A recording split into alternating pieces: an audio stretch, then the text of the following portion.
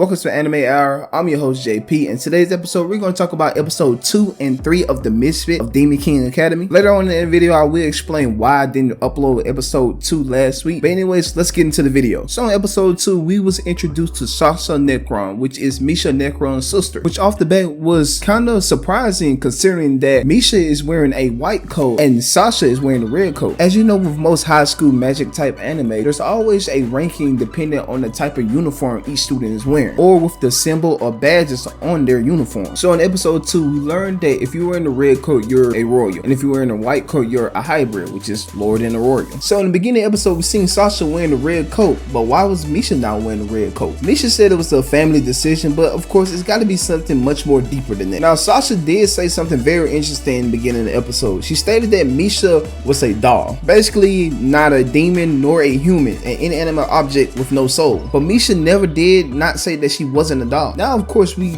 obviously want to see what she mean by she's a doll. Like, is she legit a doll that has magic constantly pouring in her so she can constantly just move around and live? Or is Sasha just being mean to her sister from something that happened in their past? Pretty sure we're going to get a little bit more deeper background to the Necron sisters and see exactly what's going on, why exactly did she call her a doll, and what exactly happened between both of them. Now as episode 2 continues, we see that they had a team competition, and of course the two teams we were going to see fight was Team Anos and Team Sasha Necron. It wasn't too much of a shock considering that Sasha and Anos had a disagreement in the classroom, and also Sasha feel that Anos is inferior to her because he's considered a hybrid. But of course we already know how the team competition went down. Anos completely dominated the competition without even a sweat, and I think it's hilarious how Team Sasha Necron used one of the strongest spells they could possibly use to defeat Anos, and in the end Anos used literally the lowest level fire spell to counter their move. He not only countered it, but literally blast through their magic through a couple barriers and blow them all up. Like, that was just too crazy. And let's not forget, one of the best scenes in this episode is when he picks up the castle and twirl it on the finger like it's a basketball. Like, what? Really?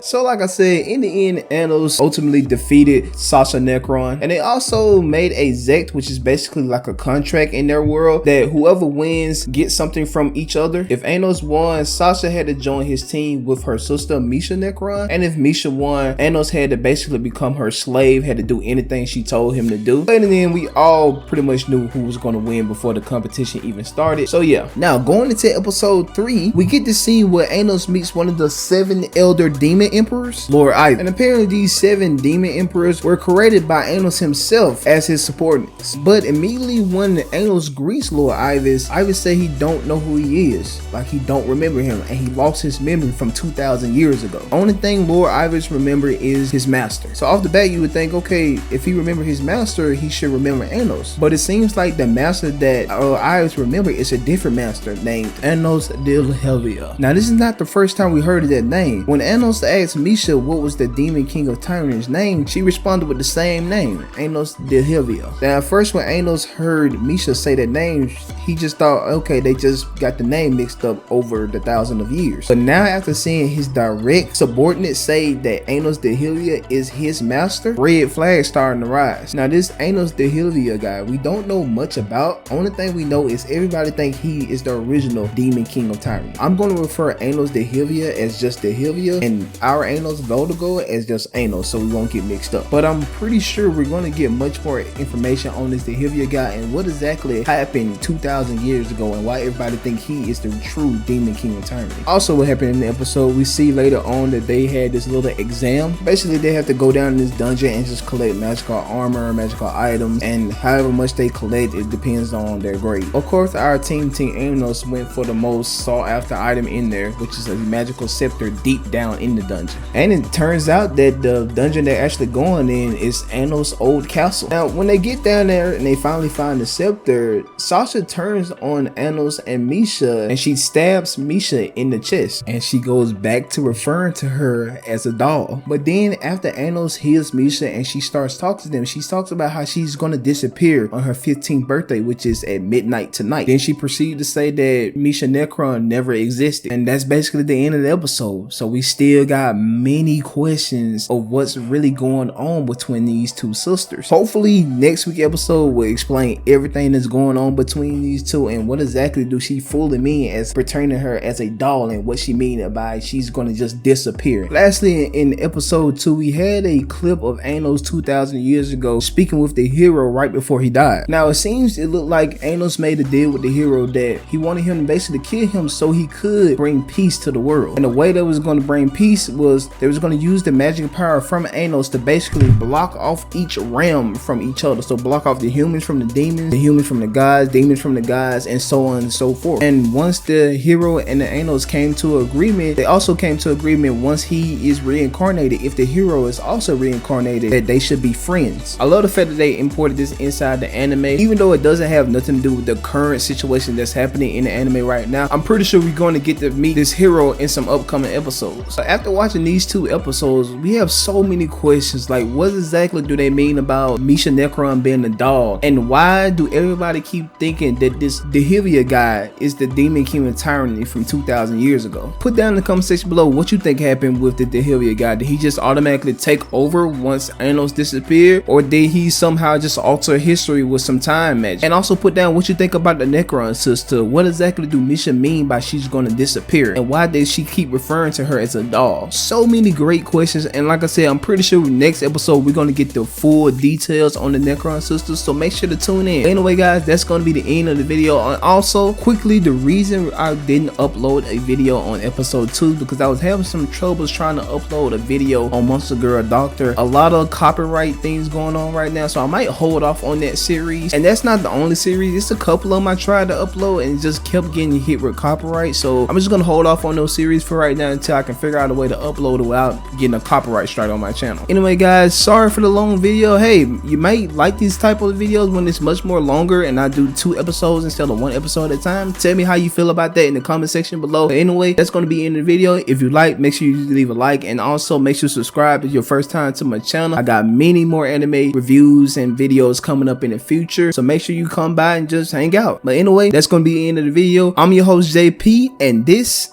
is Anime Hour.